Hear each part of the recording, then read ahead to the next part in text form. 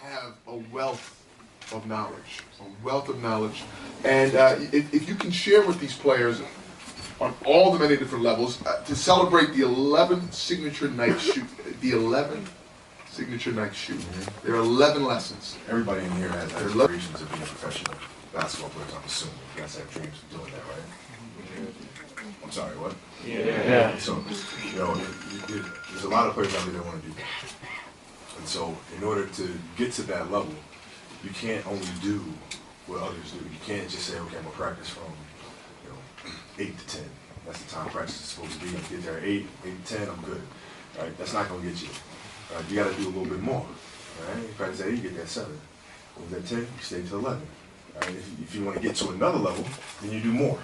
Right? So it all depends on what you want to accomplish, and it's not rocket science. The more you play, the better you get. If you want to get to another level, the more you think about the game, the more you watch the game, the more you study the game, the more you analyze every little thing that happens, and you ask why those things happen, then you become greater, right? Or you give yourself a greater chance to become greater. And that's doing what others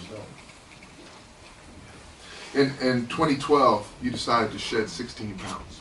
That's not a small number, but for the Olympics, for your country.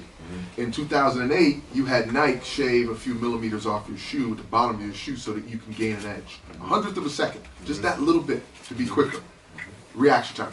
Legend has it that you stop shooting after you make 400 shots in practice. Now, how do you manage to train and prepare this much? I'm a former professional athlete, but I've seen you go to another level. How do you manage to do that? And are you telling me that all of these kids in here today, if they don't do this, they won't make it to the NBA? Well, you make it to the NBA, but there have been plenty of players who make it to the NBA, and then they have. You guys all know the careers of players. You have 1 year where they're phenomenal. Next year they're nah. Following year next year they're great again. And then you have these kind of ebb and flows, right? And that's because there's a lack of consistency.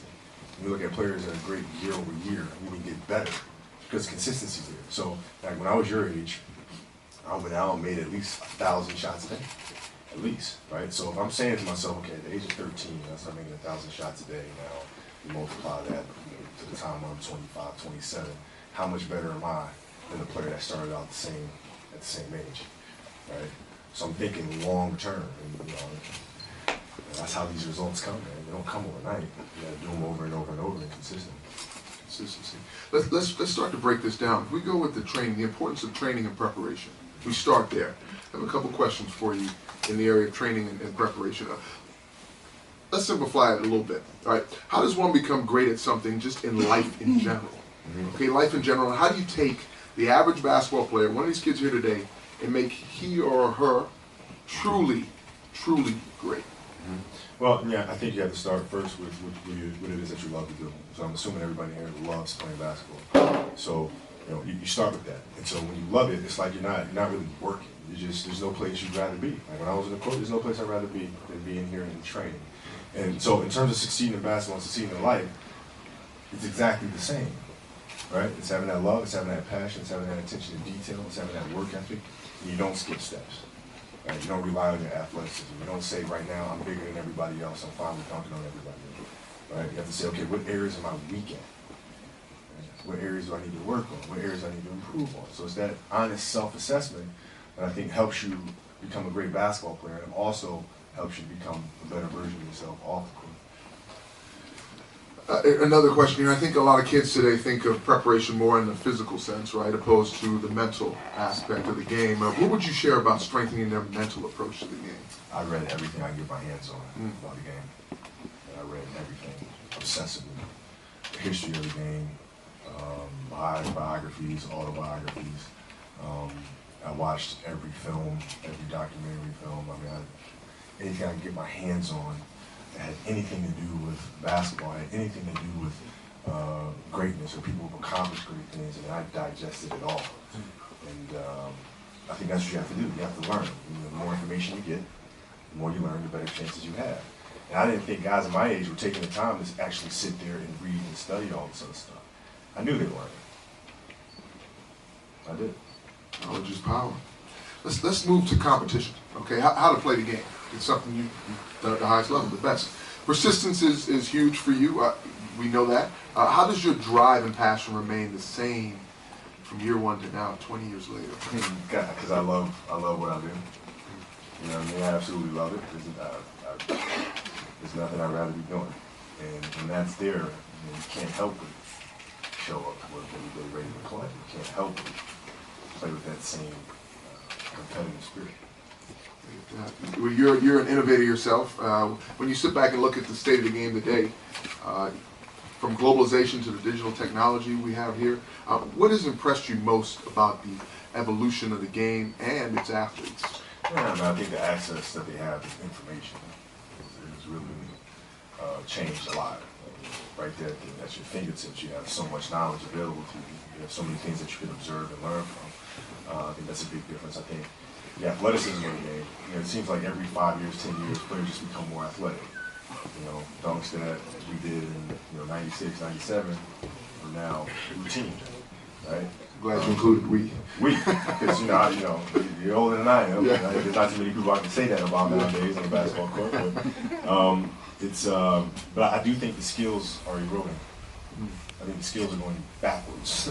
So athleticism going forward, the skills are going backwards.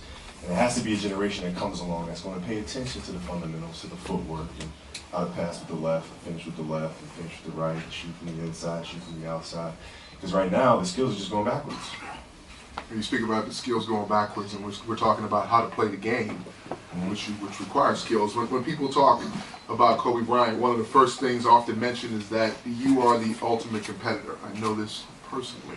Is there a specific moment in time on the court or in your life when you were first starting to learn the game, that shaped that approach and mindset? You think back. No, I felt like I was born to play basketball. So at the age of 2, 3, I was already extremely curious about it.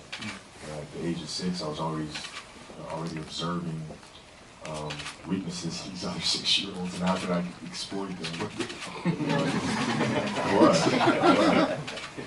At 8 years old, I had my first 63-point game. And I scored 63 because I figured out these other 8-year-olds can't dribble with their left. I was like, all right, well, as soon as they cross half court, I'm going to sit on the right hand, I'm going to change it to the left, they're going to bobble the ball, I'm going to pick it up and lay it up. And that's 63 on it. But you did that to the Dallas Mavericks in 3 quarters as well. It kind of evolved. It never left you. Let's bring up discipline and sacrificing for a bigger goal. We're in a team sport, right? And you sit here today and enough accomplishment to talk about for hours on end. I mean, we could literally do a show on that, right? From your work ethic to how you handle the media, to the way you push your teammates. I've seen it. You pushed me personally. How have you had to sacrifice over the last 20 years to make this happen? I had to shift at some point and stop really focusing on paying attention to myself.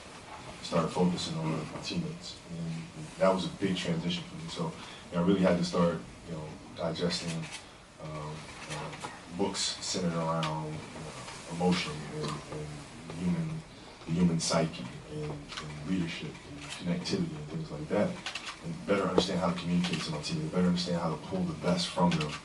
And once I made that shift, then everything else started making sense, and then I was able to pull the best out of my teammates. And a lot of times it's not, it's hard. I mean, you got to push it sometimes.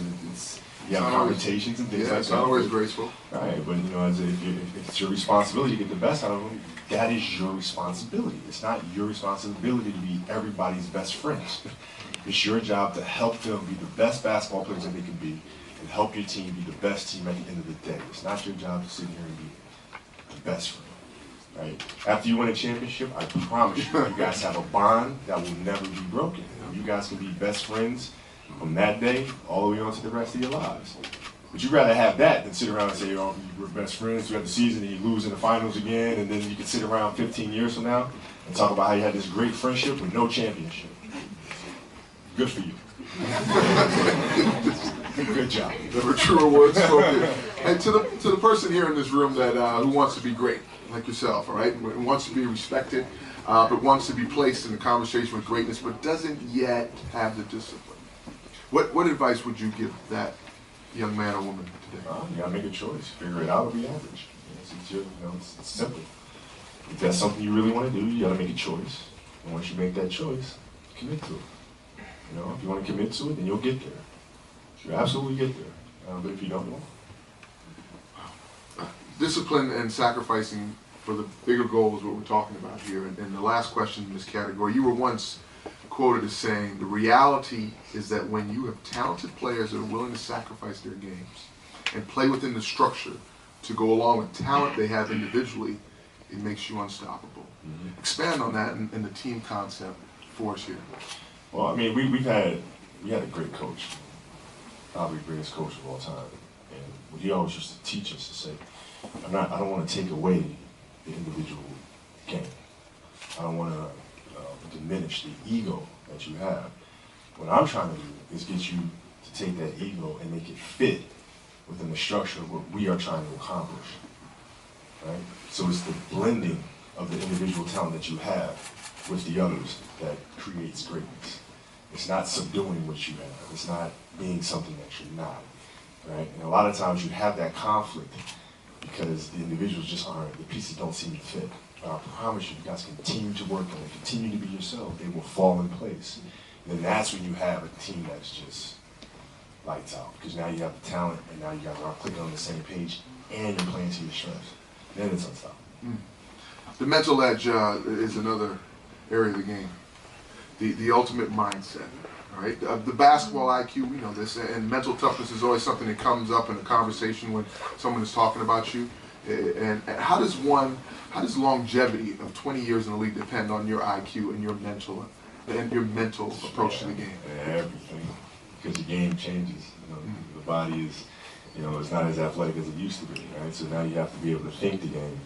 You also need the fundamental skills to be able to adjust your game and move from more of an explosive game to now more of a post game. Right? The post game relies on fadeaways, things like that, and then as you get older, you have to figure something else out. Maybe it's a jump hook, maybe it's more body positioning. It's changing the game from playing a Michael Jordan style game in the post to playing a more Oscar Robertson style in the post. And it's making those type of adjustments. When we take a look back at the 2000 Kobe, your first championship year, and then today's Kobe, how does your 30-point game back then differ from your 30-point game today? And is there a difference? What are some of the things you've learned over the years? Now, I'm at 30 points, 25 or more dunks. 38 the other day was pretty entertaining. For you, yeah. You and I didn't have to feel it. No, but the younger Kobe back then, I mean, it was everything was extremely explosive, extremely aggressive. Played with a lot of rage, a lot of. Right now, it's more measured, it's more calculated, it's more chess. It's understanding what I just did here and why that worked, and then how I can take advantage of it later. But back then, it was more just it's pure aggression mixed with the fundamental skills that I had. But now it's no secret that you have a love and a respect for not only the history of the game, but some of the individuals themselves, Dr. J, Michael Jordan. But what is it about those two that made you instantly connect with them? And how much do you study their approach to the game from a mental standpoint? Well, with Michael, it was like when I heard some of the stories about how competitive he was, that actually gave me comfort. Because that made me feel like, okay, I'm not a weirdo. Because I'm behaving that way right now. Coaches are telling me I need to dial back. So maybe I'm doing it right there. So I just stay with that. But both of their games, what I looked at is how they got to their spots on the floor. I think most kids watch Michael play and got a lot of entertainment from it in terms of how he got to the basket and what he did at the rim and how he finished and all these dunks. But what I saw is how he got there. And if you watch how he got there, the footwork is amazing. The timing, right? The purpose with which he played. I looked at those things. When I went in the driveway, those are the things that I practiced. It's how to get there. I know I can jump. There's plenty of players that can jump.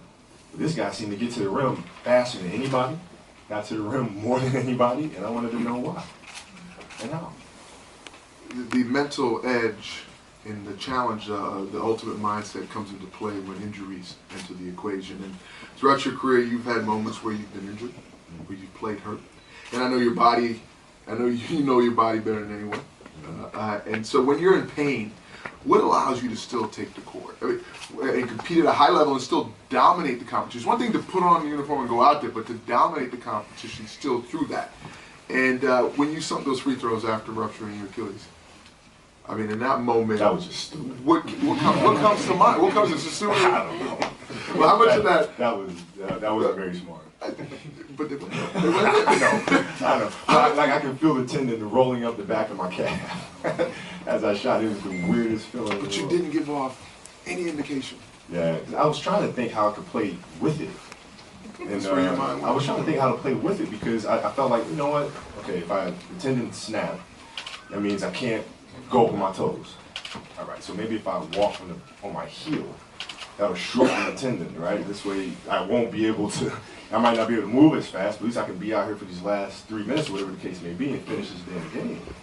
So I said, maybe I can walk on my heel. And I started walking on my heel, and I just kept feeling the tendon slip further up. And, you know, it was probably not a good idea. Probably not a good idea. But there are other injuries like my finger, when I broke it in 2010.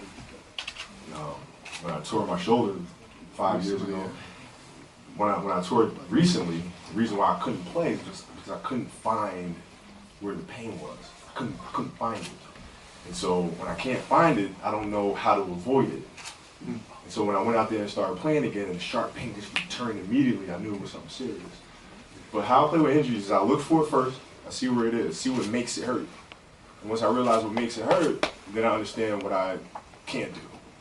And then when I play the game, I just don't do that. Just stay away from that, change my game. And when you play through that pain, how much of it is just mental and how much of it is physical toughness?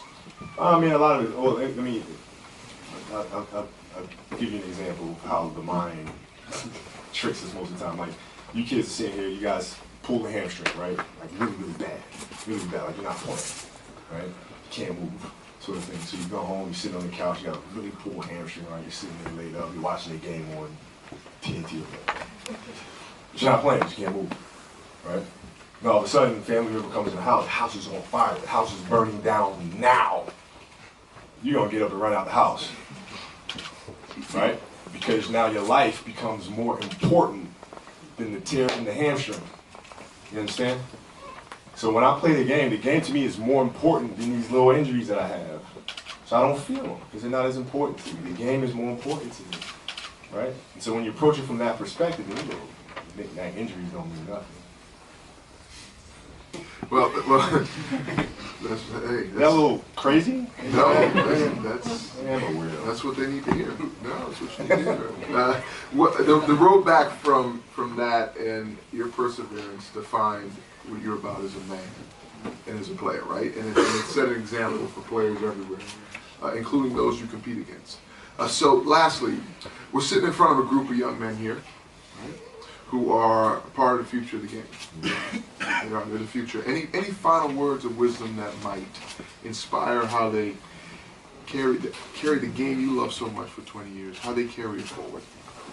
Yeah, I would say maintain a certain level of curiosity. Always ask why things happen. Always figure out how to do things better. Don't look at me. Don't look at LeBron. Don't look at KD. Don't look at anybody else and say, oh, that's the right way to do it. Try to pick apart ways to do it better. Try to find what do they do that you think they should be doing better. Right? Keep asking those questions. And then lastly, keep an imagination. Keep your imagination, dude. As a kid, I dreamed about scoring 80, 90, 100 points. I completely thought that was possible. Completely. And if you're playing a game and you hit 40 points or 50 points, most people will dial back because you say, oh, that's the ceiling. Right? 40, 50 points is amazing. Right? I challenge you to keep your imagination. You can score that. You can score 100 on the right night, right? You can do those things. Right? Don't look at what's done now and think that that's the only thing that's possible. You have to keep your imagination, because if you lose that, dude, you lose it all in my perspective. I sat on a bus with you. I sat on a bus with Kobe Bryant after a game, and what he just shared with you, they aren't just words. He shared some of those passions and visions and imagination with his teammates, and I was one of them. And I'll never forget this moment as long as I live, as long as I know you. It was only a preseason game, It was only a preseason game, and you did not play the first 3 quarters of that game. In the 4th quarter, he went out and scored 28 points. It was one of the most incredible quarters you could possibly watch. Even though it was a preseason game, you would have thought it was the NBA Finals. Came on the bus, walked by me, sat down on the bus behind me, tapped me on the shoulder and said, "Rick, I could have gone for 73 tonight." He said I could have scored 73 tonight. And when I tell you, I just sat there and I thought to myself, that's the type of belief and dreams and vision he's lived with his whole life. And on the night that I got honored at Staples Center years after retiring, a couple years after retiring. I hadn't seen Kobe for a little bit. I sat courtside and watched this teammate friend who I'm honored to be sitting here with today, celebrating 20 years of a career, 18 All-Star games, this is his 18th All-Star game. You would have had 20. and I sat courtside and I watched him go for 63 against the Dallas Mavericks in 3 quarters. Something he did against 6-year-olds, but now against the best players in the world. And then shortly thereafter, a couple weeks, he scored 81 in the game. Come on. Okay?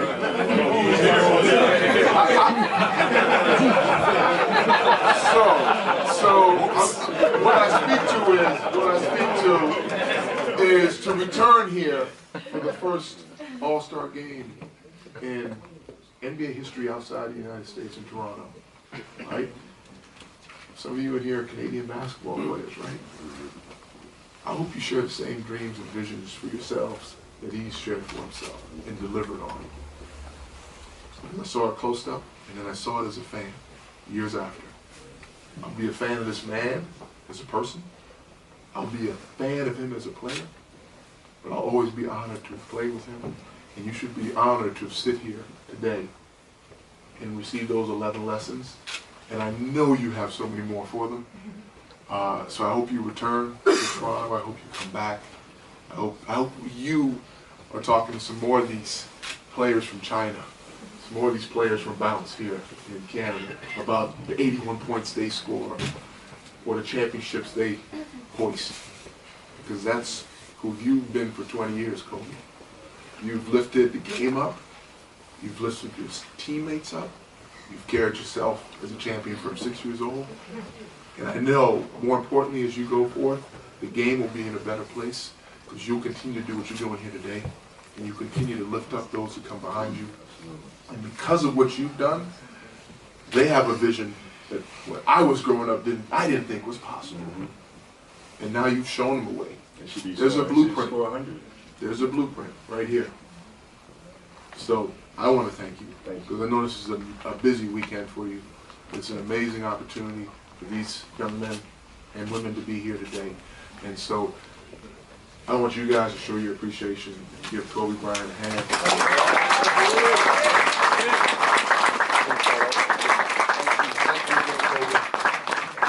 Thank you guys for coming out.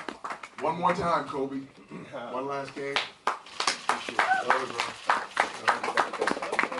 So only EYBL CIA bounce you guys up.